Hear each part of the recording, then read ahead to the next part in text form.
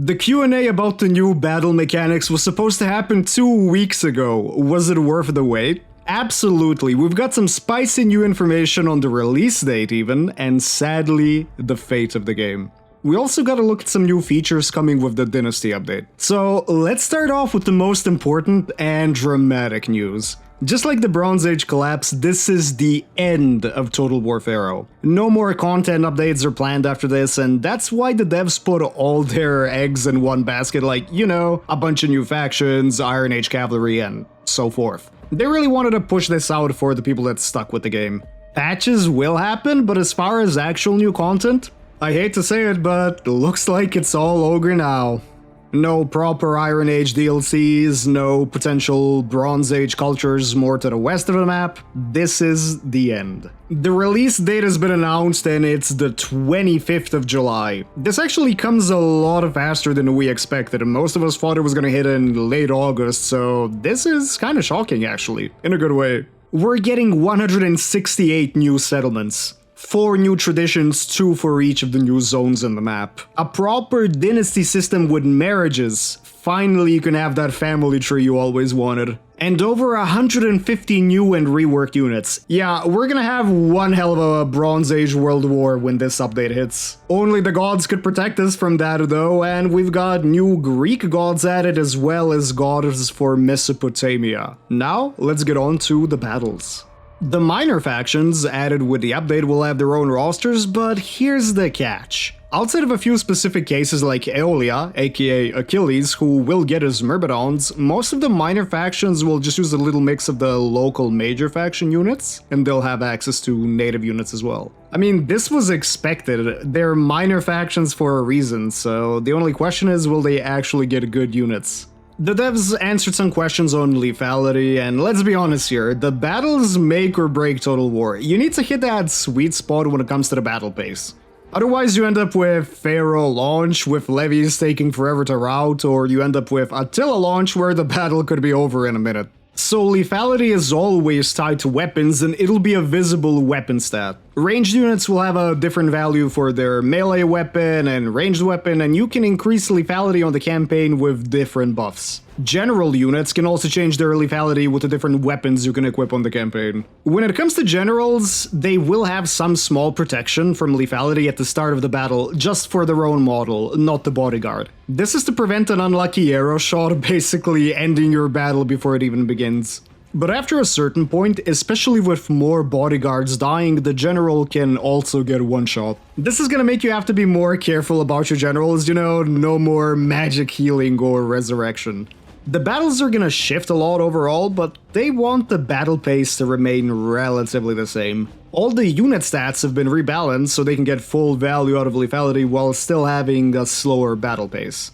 You can turn off lethality on the campaign or even increase it to 100%, which means every hit will be lethal. It's just there for fun, so it's not gonna be balanced at all. If you turn it off, you can expect your battles to take 10 hours, you know, if you equip levies or something, but hey, if you enjoy it, go for it. Multiplayer will not be getting a lethality toggle, so yeah, for the free people that play Pharaoh multiplayer, bad news. Speed has no impact on lethality directly outside of, you know, charge acceleration, just making your charge a tiny bit deadlier, the same way bracing technically reduces the damage you receive.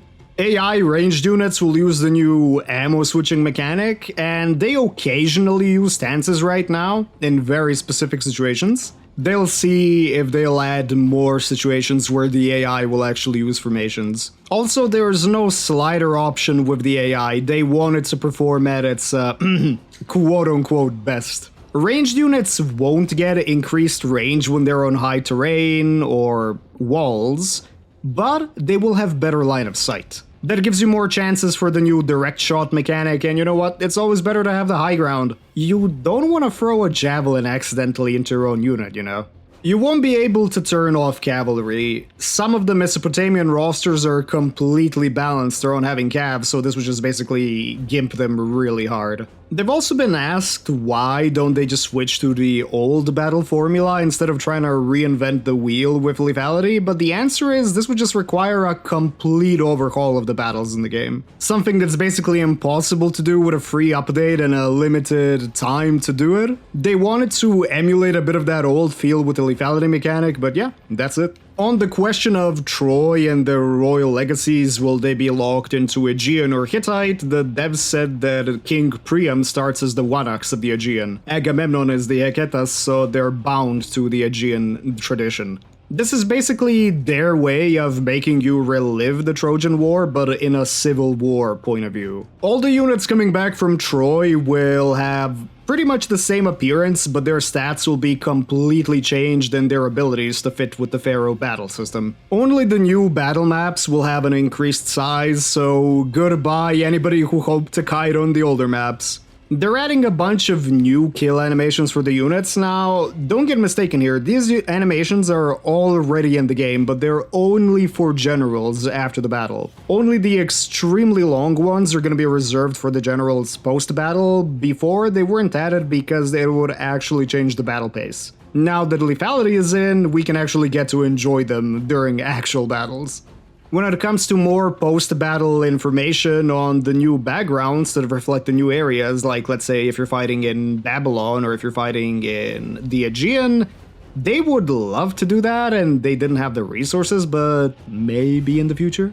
They also answered a very good question about night battles and them technically not being present much in the game, which is true. When you're raiding somebody, you can imagine doing it at night. And to get to do that, you need to invest very deep on the campaign on your general skill points. Now we're getting ancillaries that you can give to other generals so they can actually use night battles without having to invest that deep into the trees. And they've added some sort of night battle effect progression system we'll have to see.